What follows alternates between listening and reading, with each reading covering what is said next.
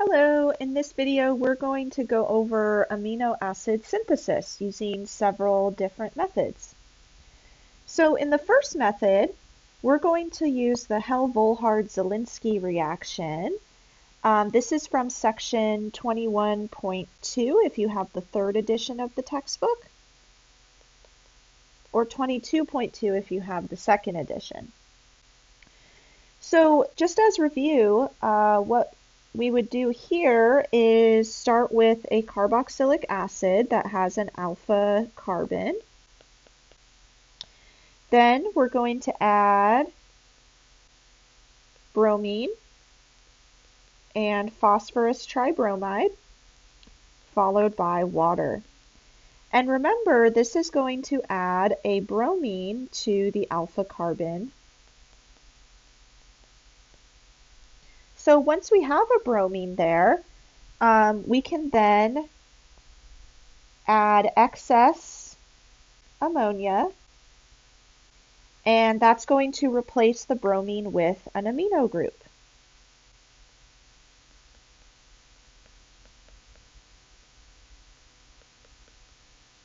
So this is going to occur through an SN2 process.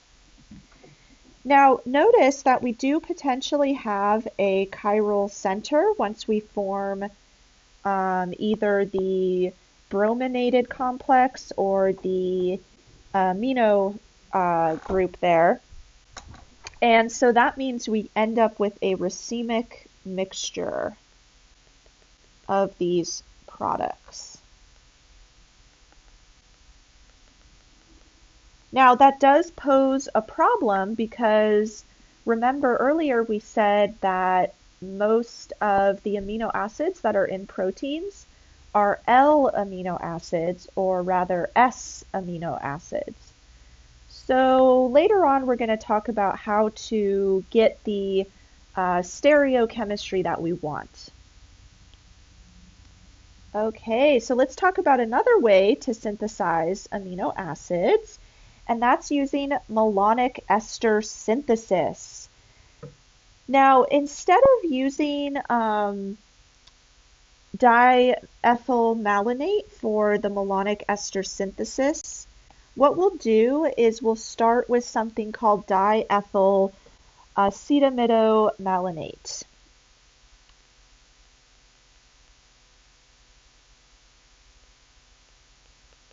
So it will look pretty similar to diethylmalonate, except we have an amino group down below. Or I guess it's an amino group with an acyl group attached. So that's the acetamido. So let's write down the name of this molecule. Diethyl acetamidomalonate.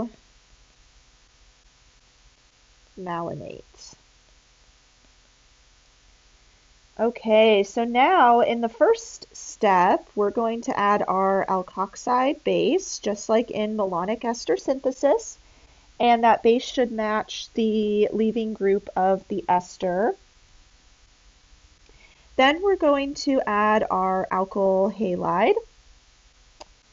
So that's going to add the R group to the alpha carbon,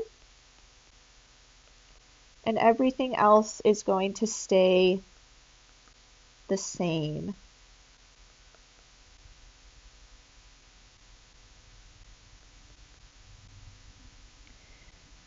So let's just highlight that R group because that's what we changed there.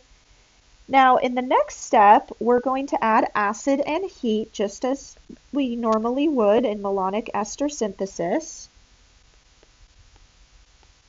And that's going to get rid of one side of our original molecule there. And remember, the acid is going to turn the esters into carboxylic acids. So at the end of all this, we're going to end up with a carboxylic acid on one side. We'll have lost the other side, the other ester. So that'll be through decarboxylation. Then we keep our R group And our acetamide, so um, the amide there is actually going to be reduced through this process as well into an amino group. Don't worry too much about the mechanism here. Again, it's very, very similar to malonic ester synthesis. Now, one thing to note as well is we again have a potential stereocenter there. So if that is a stereocenter, we're going to end up with a racemic mixture again.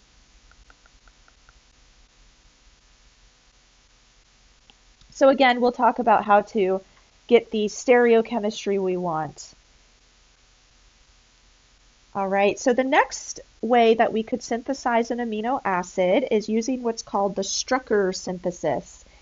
And this is a two-step process where we start with an aldehyde.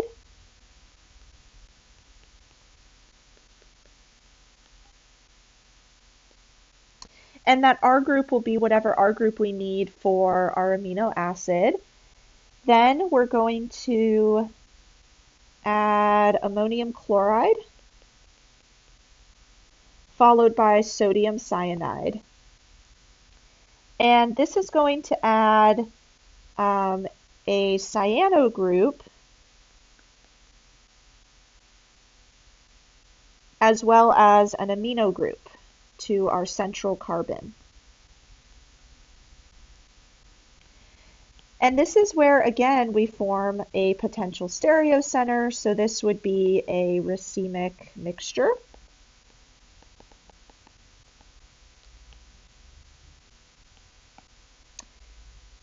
Then we're going to add acid, which will turn the nitrile there into a carboxylic acid.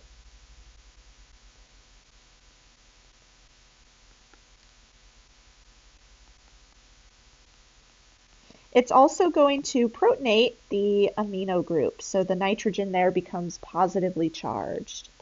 And again, we have a racemic mixture. Oh, racemic mixture. I almost wrote racemics. All right, so for example, let's say we wanted to make the amino acid alanine. Then we would want to start with an aldehyde that has a methyl group in place of that R group we drew up above. So once we add our ammonium chloride, sodium cyanide, and acid, we're going to get our amino acid alanine.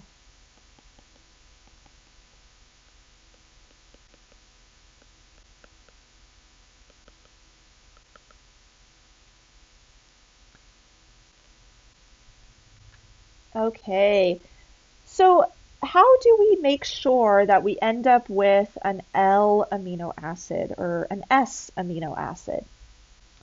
Well, we're going to use something called enantioselective synthesis.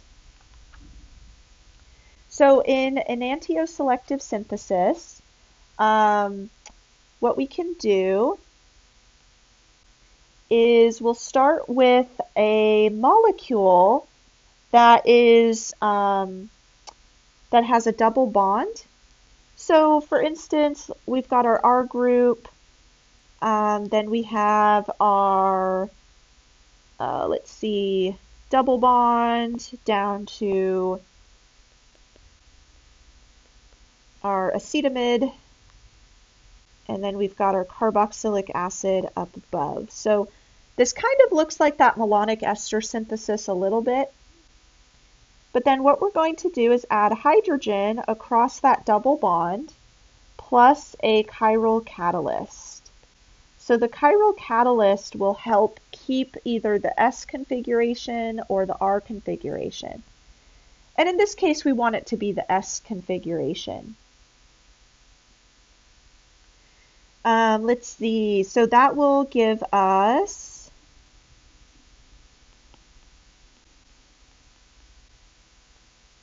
following.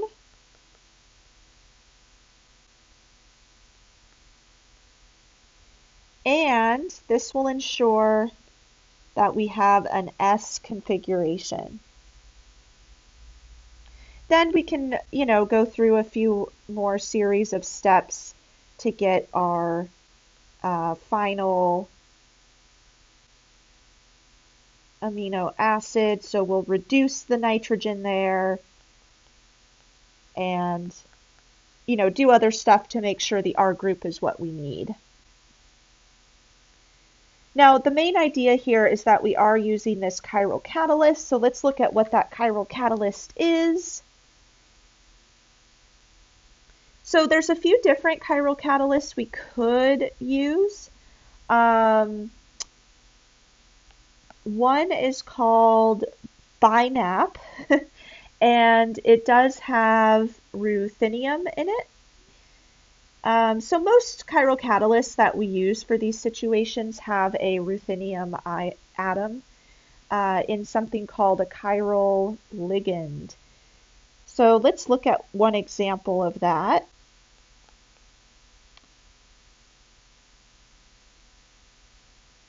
Let's see, there we go. And then we've got a phosphorus atom bonded to two phenyl groups and a ruthenium ion. And then we'll have the same thing down below.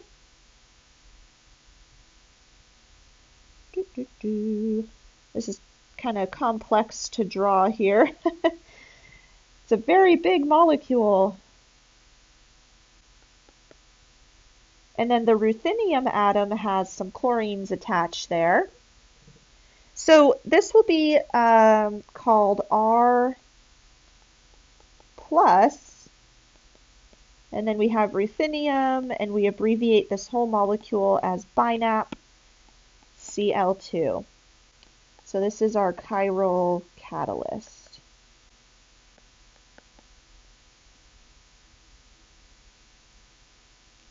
And so again, this chiral catalyst will ensure that we end up with the appropriate configuration that we need for our amino acids. Now, if I were to ask you a question involving, the synthesis of an amino acid, I would likely just have you go through one of the previous mechanisms or reactions we went through, and then you could just mention that you'll use a chiral catalyst to perform enantioselective synthesis. Okay, so I think we'll stop there. This will just be a short video since we just went over a few reactions for how to synthesize an amino acid. In the next video, we're going to talk about how to create peptides from amino acids. So I will see you then.